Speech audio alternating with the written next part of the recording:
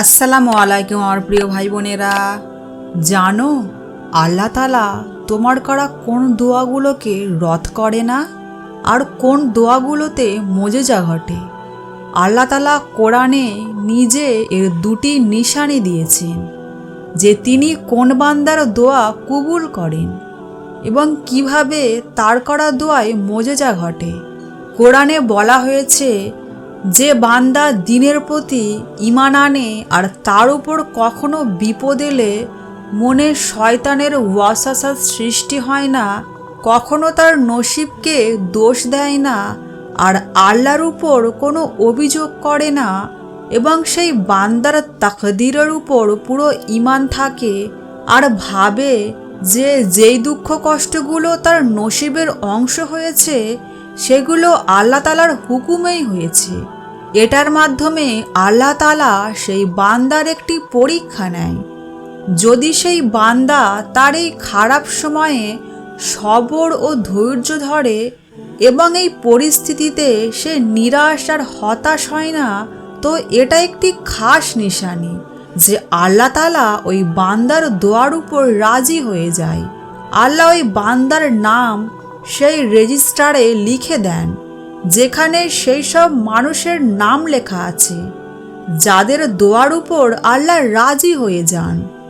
আল্লাহ তাআলা নিজে কোরআনে ইশারা দিয়েছেন যে বান্দা ঈমান আনে আমি আল্লাহ তাদের সাথে সব সময় আছি।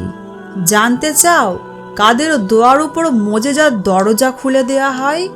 তো মনে রাখবে আল্লাহ তাআলার খাস রহমত তারাই হাসিল করতে পারে যাদের মনে আল্লাহ তাআলার মহাব্বত সৃষ্টি হয়। হাজারো দুঃখ কষ্ট আসার পরও তাদের মুখে অভিযোগ থাকে না, শুধু মুচকি হাসিতে আলহামদুলিল্লাহ আর এটা বলা আল্লাহ যা করেন আমাদের ভালোর জন্যই করেন। এরাই হলো সেই ভাগ্যবান বান্দা যাদের দোয়ে মোজেজা ঘটে। আর জানো কাদের উপর আল্লাহর রহমতের বৃষ্টি বর্ষিত হয়? যারা কষ্ট পেলে সেজদাতে লুটিয়ে পড়ে, কান্না করে আর রাতে ঘুমাতে না পারলে সেই বান্দা বিছানা থেকে উঠে অজু করে তাহাজ্জুদে বসে আর আল্লাহর কাছে দুহাত পেতে ভিখারির মতো জায়নামাজে অশ্রু ঝরাতে থাকে। এরাই হলো সেই ভাগ্যবান বান্দা যাদের উপর আল্লাহর রহমতের দরজা খুলে দেওয়া হয়। দোয়া কবুল হচ্ছে না বলে কোনোদিন নিরাশ হবে না। অসম্ভব কিছু পেতে হলে আল্লাহর কাছে এইভাবে দুহাত তুলে মোনাজাত করো, দেখবে একদিন তুমিও আল্লাহর অনেক প্রিয় বান্দা হয়ে যাবে। সেই দিন তোমার অসম্ভব চাওয়াটাও আল্লাহ সুবহানাহু ওয়া তাআলা সম্ভব করিয়ে দেবেন। আল্লাহকে বলো, ইয়া রব, আমি ছাড়া তোমার অনেক গোলাম আছে, কিন্তু তুমি ছাড়া আমার দ্বিতীয় কোনো রব নেই। তুমি তো আমাকে 70টা মায়ের থেকেও অধিক ভালোবাসো। তোমাকে তোমার ভালোবাসার বাস্তা আমার ডাকে সাড়া দাও।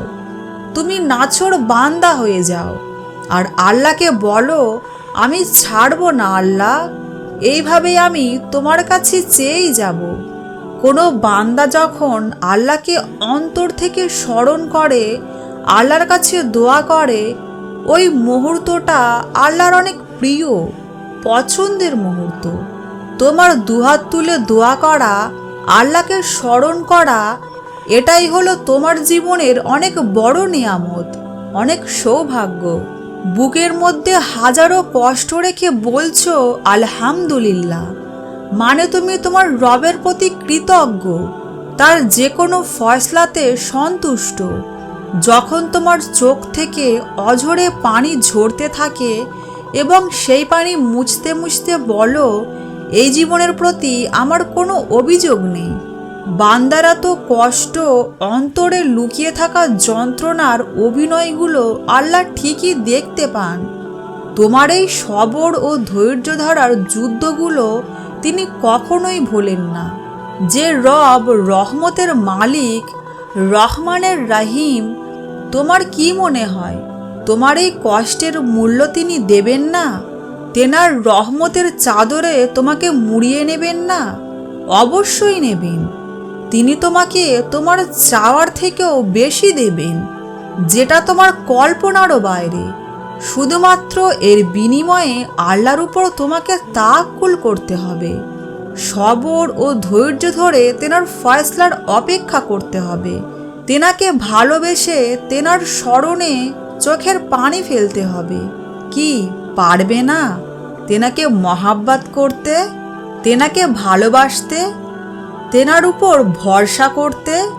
আর যেই দিন তুমি তেনার ভালোবাসার যোগ্য হয়ে যাবে না, তিনি তোমাকে এত দেবেন যে তুমি খুশি হয়ে যাবে ইনশাআল্লাহ।